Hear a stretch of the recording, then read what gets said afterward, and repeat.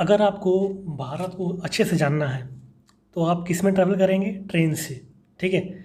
सबसे अच्छा तरीका होता है भारत को जानने का, आप ट्रेन से ट्रैवल करो, पूरे भारत के दर्शन आपको हो जाएंगे। देखिए, जो ट्रेन है वो हमारे जीवन का एक महत्वपूर्ण हिस्सा है, एक इम्पॉर्टेंट पार्ट है हमारी ज़िंदगी का। लेकिन ट्रेन से जुड़ी कई बातें ऐसी भी होती हैं जो हमें पता नहीं होती हैं। ठीक है। हमने सभी ने रेलगाड़ी के दो अलग अलग कोच देखे होंगे जिसमें हम लोग सफ़र भी करते हैं। पहला नीले रंग का कोच होता है और दूसरा लाल रंग का कोच होता है। लेकिन क्या आप इन दोनों कोच के बीच का अंतर जानते हैं? नहीं जानते हैं तो ये वीडियो आपके लिए है। आइए हम इस वीडियो के माध्यम से दोनों में डिफ्रेंशिएट करते हैं। ठीक है। पहला होता है जो नीले रंग की कोच की बोगियाँ होती हैं, जो कंपार्टमेंट होते हैं, जो डिब्बे होते हैं, उनको बोलते हैं ICF, इंटीग्रल कोच फैक्ट्री। ठीक है, उसको ICF कोचेस बोलते हैं। और जो लाल कलर के जो डिब्बे देखने को मिलते हैं आपको, जो लाल कलर के कोच देखने को मिलते हैं, उसको बोलते हैं LHB कोचेस, जिसको बोलते हैं लिंक हॉफमैन बुश। ओके, तो आइए सबसे पहले हम लोग बात करते हैं इंटीग्रल कोच फैक्ट्री के कोचेस के बारे में।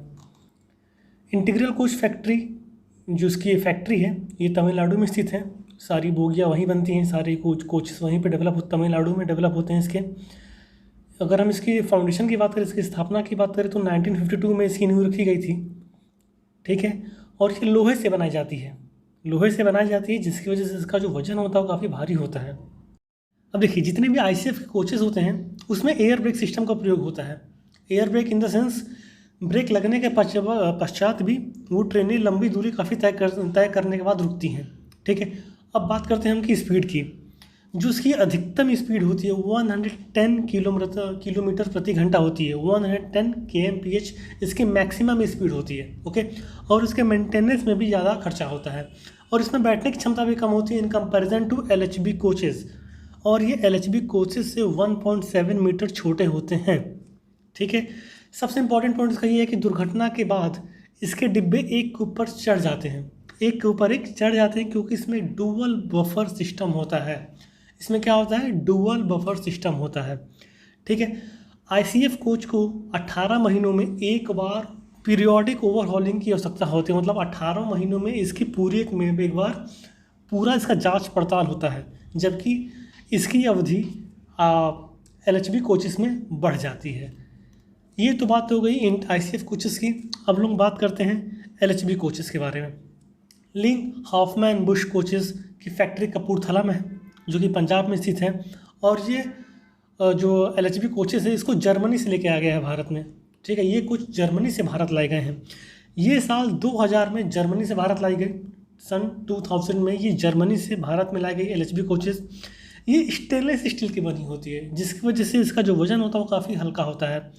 ये स्टेनलेस स्टील से बनी होती है, और जबकि ICF कोचेस क्या होती हैं वो लोहे से बनी होती हैं। ठीक, आयरन से बनी होती हैं।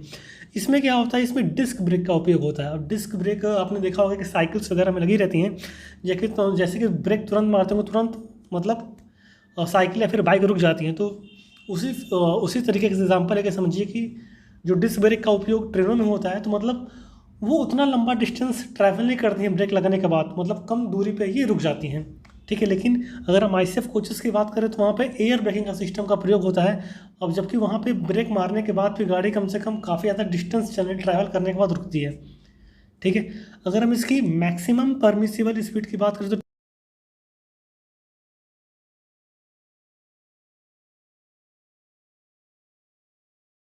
kmph, मतलब मैक्सिमम आप 200 चला सकते हो, लेकिन मैक्सिमम स्पीड 200 kmph ही होती है। लेकिन आप जिस रफ्तार पर चलाते हो वो रफ्तार होती है इनकी 160 kmph, मतलब 160 पे आप इसको ऑपरेट कर सकते हो।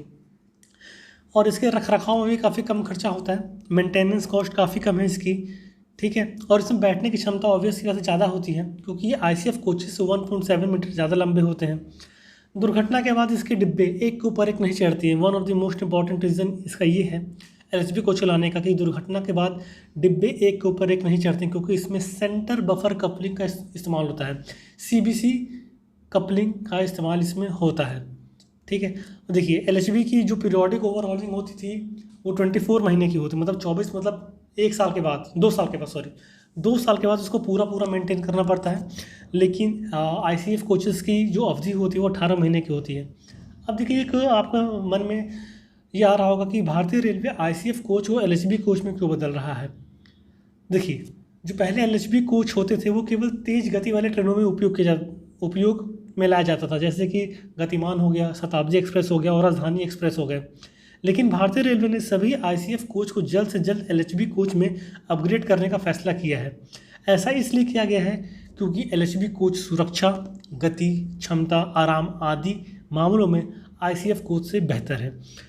उम्मीद करते हैं कि ये वीडियो आपको समझ में आ गया होगा। अगर आप ट्रेन एंथुसियास्ट हैं, ठीक है, ट्रेन में अधिक सफ़र करते हैं, तो ये फ़र्क आपको जानना अनिवार्य है, सभी को जानना अनिवार्य है कि नीले रंग वाले और लाल रंग वाले कोचों में क्या अंतर होता है। ऐसी और से फैक्ट्स हैं, ठीक है, जैसे कि ट्रेन के विंडोज़ में कभी देखता हूँ कभी येलो स्ट्रिप, कभी कहीं कहीं वाइट स्ट्रिप होती है, तो उसका भी एक मीनिंग होता है। तो वो हम लोग किसी और वीडियो में कवर करेंगे। मिलते हैं किसी और वीडियो में किसी और नई जानकारी के साथ। तब तक जय हिंद, जय भारत, नमस्कार।